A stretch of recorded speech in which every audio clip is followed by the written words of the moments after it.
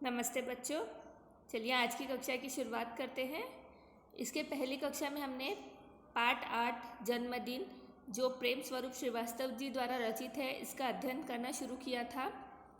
इसमें बच्चों क्या है, इस कहानी में एक बबलू नाम का लड़का है जो क्या करता है कि नहाते समय पानी बर्बाद करता है, शावर नल दोनों एक साथ खुले छोड़ देता है, बिजली का उपयोग वो अच्छे से नहीं जानता, लाइट चालू रही तो लाइट चालू ही छोड़ देता है।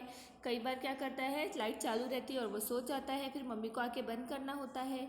उसके मम्मी पापा ने कई बार ऐसा सोचा कि इसे समझाए कि यह साधन जो है ये क्या है, सीमित है, एक समय के बाद समाप्त होने वाले हैं। तो जब ये समाप्त हो जाएंगे तो हम नहाना तो दूर, हमें पानी पीने के लिए भी नहीं प्राप्त हो पाएगा। वो समझाना चाहते हैं पर वह समझता ही नहीं।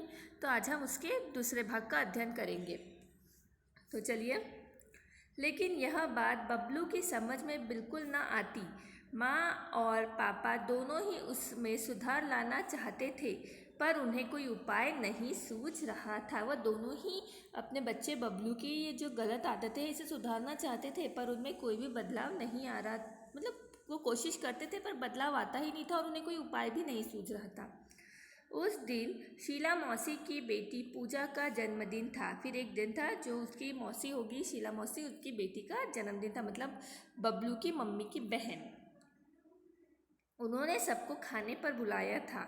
शाम को सब उनके यहाँ पहुँच गए पर बबलू को वहाँ पसरा सन्नाटा देखकर बड़ा आश्चर्य हुआ।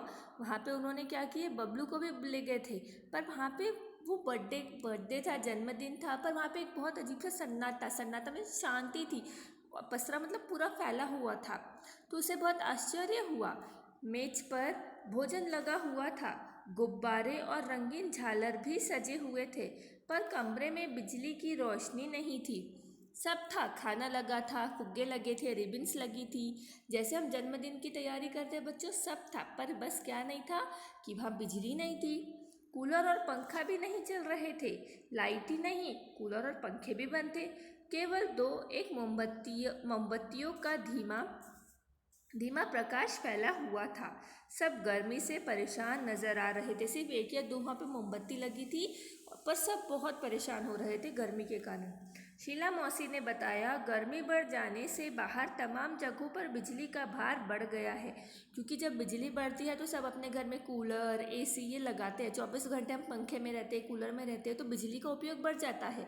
इसीलिए कंपनी ने अपने यहाँ भी आज से कटौती शुरू कर दी है। मतलब इसीलिए क्या हुआ, आज से हमारे इधर की बिजली की कटौती शुरू कर दी गई है। आज कॉलोनी के इस ब्लॉक में कटौती हुई, फिर बारी बारी दूसरे ब्लॉक में कटौती करेंगे। इससे क्या, हम पूजा का जन्मदिन तो हंसी खुशी मनाएंगे ही ना। अब बिजली तो जाएंगी पर हम तो पूजा का, उस बच्ची का बर्थडे है तो उसे तो मनाएंगे ही। फिर पूजा की माँ ने आरती उतारी और मिठाइयाँ बांटी। हैप्पी बर्थडे के बोल सभी के मुंह से निकल पड़े। अब जैसे हम करते ही हैं हैप्पी बर्थडे, तो वैसे ही सबने वहाँ पे हैप्पी बर्थडे का गाना गाया। धमा चौकड़ी के बीच में बच्चों ने गुब्बारे फोड़े। सभी गुब्बारे और टॉफियों पर टूट पड़े। कुछ देर के लिए सब गर्मी की परेशानी भी भूल गए। जब सब मस्ती करने लगे, सबको गुब्बारे फोड़ने मिले, तो सब क्या हुआ, थोड़ी देर में गर्मी की परेशानी भूल गए। हम भी जब हमें कोई चीज़ अच्छी लगती है तो हम उसमें इतने मग्न हो जाते हैं कि हम दूसरी चीज़ें भूल जाते हैं। कुछ देर बाद शीला मौसी बोली, अच्छा बच्चों, अब धमा चौकड़ी बंद करो, सबका खाना लग गया है, आओ जल्दी करो। फिर उन्होंने क्या कहा, उसकी मौसी शीला मौसी ने, कि अब मजाक मस्ती बंद करो, अब खाना खा लो। सब खाने की मेज पर पहुंच गए। इस बीच बबलू को बहुत ज़ोरों से प्यास लग गई, मगर शायद पानी न होने से सभी के गिलास में आधे ही, मतलब सभी के गिलास क्या थे, आधे भरे थे। अब उसने क्या किया, वहाँ पानी की भी कमी होगी तो वह पानी जो जितना बचा था वो सबको थोड़ा थोड़ा मिले, इसलिए उन्होंने क्या किया कि जिस एक एक व्यक्ति के लिए जो ग्लास रखे गए थे उसमें आधा आधा पानी भरा था। बबलू एक घूंट में ही सारा पानी गटक गया पर उससे उसकी प्यास नहीं बुझी। जो उसकी प्यास थी वो उससे नहीं बुझी क्योंकि वह आधा गिलास ही पानी था। फिर भी वह खाने में जुट गया पर वो भूल गया और पटापट खाना खाने लग गया। 2-4 कौर भीतर जाते ही उसकी प्यास और भड़क उठी। फिर उसे प्यास लगने लगी। वह प्यास से बेचैन हो उठा। अब उसे बहुत प्यास लग रही थी, उसे पानी चाहिए था, बेचैन हो चुका। गर्मी अलग परेशान कर रही थी। वह पानी पानी चिल्लाने लगा। उसकी एक तो गर्म बहुत हो रहा था, तो देखो जैसे पिक्चर में दिखाया गया है बच्चों कि उन्हें क्या हो रहा था, पसीना आ रहा था लोगों को। पंखे हैं पर वहाँ पे बिजली नहीं होने से पंखे चालू नहीं थे, मोमबत्ती का प्रकाश फैला हुआ था और गर्मी बहुत परेशान कर रही थी। लेकिन पानी का जग खाली पड़ा था, पर पानी वहाँ था ही नहीं। शीला मौसी मुँह बनाकर बोली, क्या बताऊँ बेटे, इस ब्लॉक की पानी की टंकी की सफाई हो रही है।